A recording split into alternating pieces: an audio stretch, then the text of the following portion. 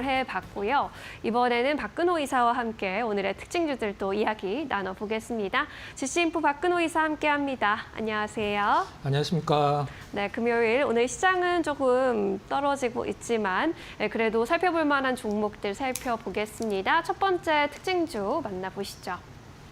네, 스케이하이닉스 점검해 보도록 할게요. 오늘 5%대 약세 흐름 나타나고 있고 AI 거품론이 재부각됐다라는 점, 그리고 HBM 시장의 독점 구도가 좀 흔들리고 있다라는 우려감까지 좀 오늘 시세에 반영이 되고 있습니다. 스케이하이닉스 어떻게 좀 바라볼 수 있을까요? 네, AI 거품론으로 지금 하이닉스가 빠지고 있다. 여러분들은 이걸 이제 어떤 뉘앙스를 받아들이시는지 아마 뭐 투자자분들마다 다 다르실 텐데, 이거를 이제 누군가 시장에 이제 질문을 했다라고 하면 좀 문제를 냈다라고 한번 예를 들어보도록 하겠습니다. AI 거품론으로 주가가 빠진다라고 하면 다음 중에 가장 많이 빠질 기업은 뭐 몇 번인가요? 그래서 1번 엔비디아, 2번 삼성, 3번 SK 뭐 이런 식으로 이제 문제가 나왔다. 아마 전 세계 모든 사람들이 아마 다 1번을 찍을 겁니다. 엔비디아를 찍겠죠. 근데 밤사이에 엔비디아 뭐 빠지지 않았죠. 오히려 강보합이었습니다. 마이크론만 좀 빠졌었는데 마이크론이 며칠 전에 굉장히 좋은 실적과 이제 향후 좋은 어떤 실적 가이던스를 발표했음에도 좀 약간 3% 정도 약간 좀 더 빠지기도 했었죠. 근데 시장에서 지금 이 마이크론의 좋은 실적을 보는 어떤 시선들이 과거와는 좀 약간 달라지고 있습니다. 이제 과거에는 이랬었죠. 마이크론 실적이 굉장히 잘 나왔다더라. 그러면 지금 이제 뭐 범용 반도체 쪽에서 뭐 삼성전자, 하이닉스 실적 좋겠네. 이런 식의 어떤 분석이었었는데 요즘엔 그게 좀 약간 온도 차가 좀 많이 바뀌고 있습니다. 어떤 식이냐면 마이크론이 SK 하이닉스, 삼성전자의 실적을 갉아먹는 거 아니야? 이런 식으로 이제 분석 자료가 좀 나오고 있어요. 그거는 제가 봤을 땐 타당한 부분이기도 하고, 죄송합니다. 하고 이제 중국 창신 메모리 쪽에서 이제 HBM3 관련돼서 그리고 HBM3E까지 내년에 양산을 할 수 있다라고 이제 발표를 하면서 3는 이미 뭐 발표를 했고 양산 단계에 들어간 걸로 알려져 있는데 이건 이제 어차피 중국 내수용이기도 합니다만은 우리나라에서 좀 그 엔비디아에서 원하는 어떤 그 사양이 높은 HBM 말고 좀 낮은 중간 정도는 중국 쪽으로 많이 수출을 하기도 하는데 그 부분의 타격은 뭐 당연히 좀 있겠죠. 하이닉스 하반기 추정치가 나왔는데 영업이익이 22조, 상반기에 16조 5천억인가 나왔었죠. 근데 22조가 하반기에 나온다. 자, 이건 어떤 의미가 있느냐? 뭐 계속적으로 우리가 지금 거품론이라는 것은 지금 거품론을 이제 많이 비교를 하는 게 과거에 닷컴 버블 2000년도 전후로 인해서 엄청난 주가 상승, 그러나 실적이 따라오지 못하는 시기에 다시 주가가 떨어지는 걸 이제 닷컴 버블이라고 표현을 하는데 그때 당시에는 기업들이 어디서 돈을 조달했냐 하면 IPO, 그러니까 상장으로 돈을 조달했습니다. 기업 자체적으로 돈을 번 기업이 거의 없어요. 근데 지금은 빅테크 자금으로 이 AI 산업을 이끌고 있죠. 그 당시에 또 공급이 과잉되다 보니까 수요는 그렇게 크지 않은데 공급이 이제 굉장히 증가를 하다 보니까 이게 이제 바로 거품이죠. 지금 시장에서 AI 쪽에서 제가 한번 예를 들어보면 데이터 센터 공급이 지금 뭐 굉장히 많나요? 데이터 센터 지금 공급이 부족하죠. HBM 공급이 부족합니다. 뭐 이런 식으로 살펴봤을 때 지금은 사실 오른 것만 갖고도 거품이라고 하기에는 뭐 너무 무리가 있고 뭐 제 개인적인 주관이긴 합니다만은 네. 그리고 나스닥 전체의 BPS를 본다라고 하면은 EPS죠. EPS를 본다라고 역사적인 신고치를 계속 넘고 있거든요. 지금 0.83가 넘은 걸로 제가 마지막에 확인을 했는데 정리를 하면 뭐 다른 이유로 빠질 수는 있습니다. 다른 이유를 빠질 수는 있는데 그냥 단순히 많이 올랐다라고 해서 뭐 AI 거품론 때문에 빠진다라는 건 아니고 개인적으로는 좀 환율 영향으로 인해서 외국인들의 수급이 물론 오늘 새벽에 끝난 미국장에서 마이크론이 많이 좀 떨어진 게 영향이 가장 크기도 합니다만은 환율 영향, 그다음에 마이크론 하락, 요 두 개가 이제 어떤 주된 하락 요인이지 AI 거품론 때문에 빠진다라고 하면 제가 앞서서 서두에 말씀드린 대로 엔비디아가 가장 먼저 빠져야 돼요. 근데 지금 그런 상황 아니고 차트 잠깐 보면서 말씀드려보도록 하겠습니다. 네. 자, 오늘 이제 그동안에 조정을 주더라도 음봉이 나온 날을 보더라도 상승하면서 음봉이 나왔기 때문에 떨어지는 게 굉장히 좀 약간 그 낯선 듯한 느낌이죠. 이거를 월봉으로 놓고 보면은 뭐 나름대로 굉장히 월봉만 보면 굉장히 좀 안도가 되는 그런 차트 흐름이죠. 우리가 보통 교과서에서 이런 차트가 올라간다라는 어떤 교과서적인 부분들을 예시를 듣는 종목군들이 있는데 지금 하이닉스 차트가 바로 그런 어떤 교과서의 상승 종목들의 정석적인 어떤 플레이라고 볼 수가 있거든요. 물론 길게 봤을 때 주가의 어떤 꼭지나 저점은 사실 예상하기 힘들긴 합니다만은 오늘의 조정이 이제 내일의 상승의 발판이 되는 게 어떤 조정이라고 생각을 하시고 너무 걱정하지 마시고 항상 강조드리지만 하이닉스는 분석을 할 필요가 없다. 왜? 마이크론이 오르면 오르고 떨어지면 떨어지니까 다음 주에 마이크론 주가 다시 반등할 것으로 저는 예상을 하고 있고요. 뭐 그런 흐름 충분히 뭐 기대할 만한 실적 그리고 전망이다 이렇게 정리를 좀 하도록 하겠습니다. 네, 환율이 좀 1,400원대까지 오르면서 외국인 수급도 부담이 좀 되고 있는 것 같은데요. SK 하이닉스의 주가는 다시 반등할 수 있을 것으로 기대해 보도록 하겠습니다. 이렇게 첫 번째 특징주 만나봤고요. 이번에는 두 번째 특징주 살펴볼게요. 네, 카카오 점검을 해보겠습니다. 여기도 오늘 5% 이상 내리고 있고 6만 원 선 아래에서 거래가 되고 있는데 카카오톡 개편을 단행했는데 소비자 불만이 생각보다 좀 많이 크네요. 이사님께서는 카카오 바뀐 거 보셨나요? 저는 업데이트를 막아놨기 때문에 네. 일단은 바뀐 거를 이제 기사로만 좀 접했습니다.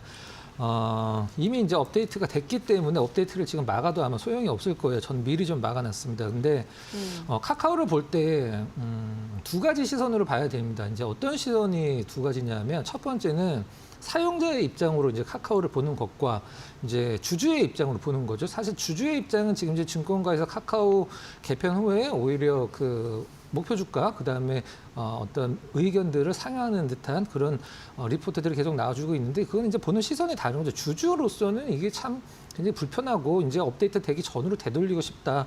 불가능하지만 근데 증권가에서는 이 업데이트로 인해서 일단 뭐 실질적인 부분은 늘어날 가능성이 상당히 높다 이렇게 보는 거죠. 네. 카카오 입장에서 봤을 때는 이거죠.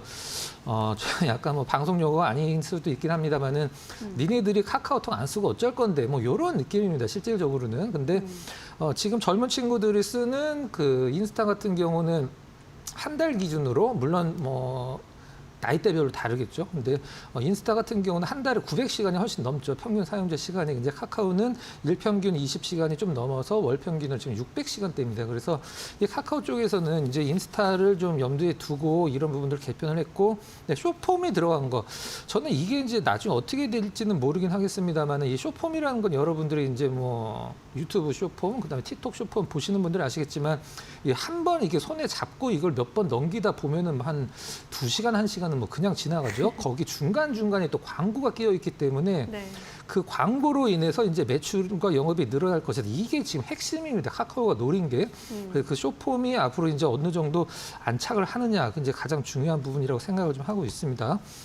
그리고 지금 네이버와 카카오가 과거에 같은 방향성으로 움직였을 때 사실 그때 뭐 실적도 다르고 엄밀히 얘기하면 사업이 사실 뭐 성장주의 우리나라의 그 원투펀치라고 하긴 하지만 사업 내용은 사실 그렇게 겹치지는 않거든요. 근데 같이 움직였었습니다. 진짜로 작년 정도까지는. 근데 왜 같이 움직였었냐면 고점과 저점이 똑같습니다. 그게 어떤 부분이냐면 바로 금리의 움직임에 따라서 네이버와 카카오의 주가가 오르고 내렸단 말이죠. 그래서 이번에 10월 달에 이제 하는 쪽에서 지금 금리 인하와 관련돼서 어떤 식의 스탠스를 취하고 있냐면 정말 쉽게 표현한다라고 하면 너무 기대는 하지 말아달라 이런 식으로 좀 얘기를 하고 있어요. 그래서 그런 부분들이 이제 카카오 네이버 쪽에 뭐 전반적인 분위기는 이제 금리가 상당히 많은 영향을 미치니까 체크를 네. 하시면 될 것 같고 수급적으로는 외국인들이 지금 4일 연속 그다음에 기관이 5일 연속 매도를 하고 있어서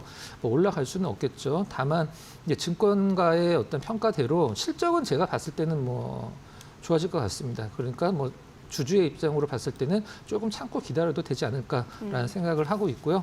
차트는 그냥 간단히만 체크를 해보도록 하겠습니다.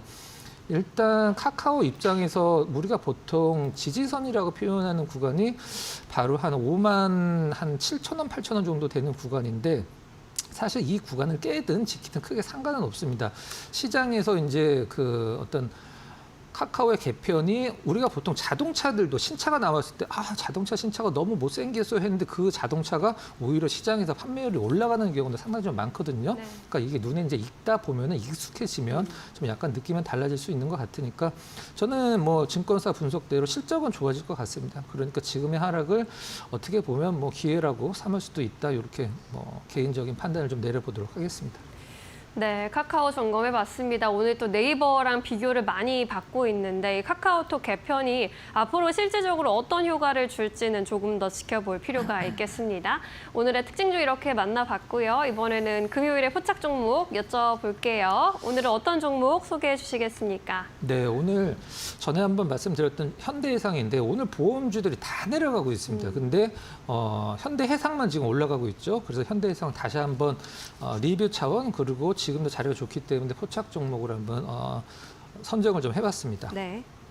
자, 현대해상이 다른 보험주들 떨어지는데 왜 올라가고 있는지 뭐 시장에서 딱히 명확한 어떤 이슈나 재료들은 없긴 합니다만은 금리 인하 기간 때 사실 단기적으로 금리가 내릴 때는 보험주들이 좋죠. 근데 전에도 아마 설명을 드렸듯이 근데 장기적으로 이 금리가 계속 내려가면 보험주들도 영향을 굉장히 많이 받습니다. 안 좋은 영향을 많이 받죠. 그 부분 간단하게 설명드리면 단기적으로 금리가 인하가 되면 그 기존에 갖고 있던 보험사들이 갖고 있던 채권의 가격이 올라가기 때문에 평가 이익은 좋아지면서 그런 부분들이 이제 영향을 미치는 거죠. 근데 금리가 계속적으로 내려가면 채권 가격도 채권의 발행 금리도 우리가 보통 쿠폰 금리라고 얘기를 합니다. 처음 발행할 때 표시가 돼 있는 금리죠. 그것도 계속 내려가기 때문에 주로 채권 투자에서 수익을 얻는 보험주들도 중장기적인 금리 하락에서는 영향을 받을 수밖에 없죠. 근데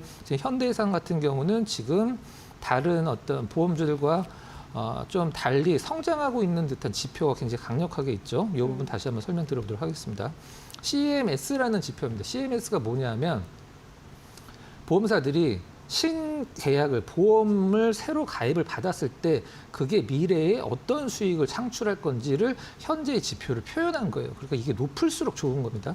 이게 우리나라 보험사들 중에 지금 가장 급성장하고 있는 게 바로 현대해상이죠. 네. 상반기에 17.4를 찍었는데 DB가 원래 원탑이었었는데 DB가 오히려 미치죠. 16. 삼성 13, 메리츠 12 정도 다 지금 현대해상 대비해서 너무 낮은 상황이죠. 현대해상이 독보적으로 이게 이제 미래 수익률이 이제 올라간다라는 것을 담보하는 지표가 이제 좋아지고 있다라는 것은 현대해상의 오늘의 어떤 다른 보험주들 내려가는데 혼자만 올라가는 것을 충분히 설명하고도 남는다라고 생각을 좀 하고 있습니다.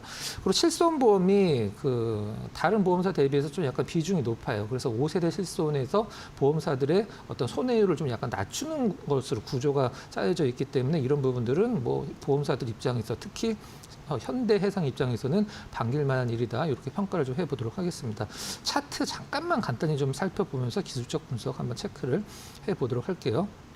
자, 이걸 일봉으로 보면 사실 굉장히 러프하게 좀 약하지만 상승세를 보여주고 있는데 주봉으로 보면은 좀 얘기가 좀 달라집니다. 주봉에서 보면 오른쪽 하단에 볼 수 있는 거래량이 지금 3주 연속 증가하고 있다는 것은 시장에 좀 약간 기대치가 높다라는 부분 반증한다라고 볼 수 있고 그리고 전고점을 굉장히 돌파하려고 하는 시도가 지금 종가상으로는 전고점을 돌파를 했죠. 주봉상에서는 이런 부분들이 지금 다른 보험사들은 이런 흐름이 아니거든요. 그래서 보험주들은 개인 투자자분들이 그렇게 좋아하는 섹터가 아니기 때문에 외국인들 기관 수급이 굉장히 좀 중요해요. 이 부분 좀 보면은 기관이 지금 8일 연속 순매수 상당히 좋은 수급입니다. 외국인들도 기관과 같이 동시 순매수가 들어왔다가 기관은 오늘까지 8일 순매수, 외국인들은 계속 사다가 오늘만 조금 소폭 순매도로 전환이 됐는데 시세에 큰 영향은 주고 있지 않은 것 같습니다. 가격은 어떻게 볼까요? 네, 가격 전략은 매수가가 지금 현재 29,450원, 29,500원 이해하면 뭐 될 것 같습니다. 뭐 큰 차이 없으니까 목표가 32,000원, 손절 매가는 28,000원으로 한번 설정을 해보도록 하겠습니다. 네, 현대해상 보험주 안에서 짚어보았습니다. 목표가 32,000원까지 바라봤고요. 관심 있으신 분들은 보험 업종 안에서 또 추가적으로 공부해 보시는 것도 좋을 것 같습니다. 오늘은 여기까지 이야기 듣겠습니다. 자세한 설명 고맙습니다.